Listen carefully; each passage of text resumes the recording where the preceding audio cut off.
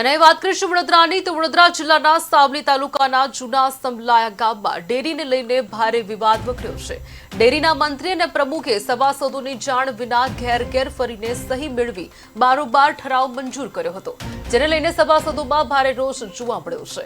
અગાઉ પણ મેરા કુવા અને રાજપુરા જેવી ડેરીઓમાં ભ્રષ્ટાચારના મામલાઓ સામે આવ્યા બાદ હવે જૂના સમલાયાની ડેરી પણ વિવાદમાં આવી છે। રામસિંહ વાઘેલા તરફેણી ઠરાવ પસાર કરવા માટે એકતરફી કાર્યવાહી કરાઈ હોવાનો સભાસદોનો આરોપ છે અને તેમણે મેદાને આવી ભારે વિરોધ નોંધાવ્યો છે।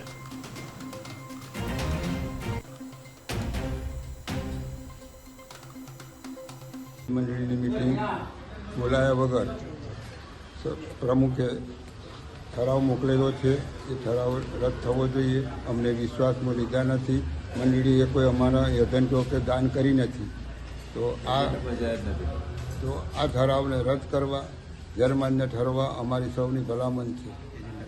આ એજન્ટો કોઈને બધાયો નથી અને જે ઠરાવ બુકમાં થયો નામ વગર કરેલી છે, તો આ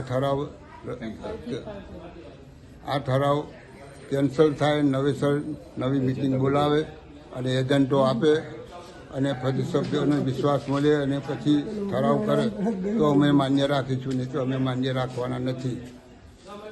આટલી અમારી ભલામણ છે।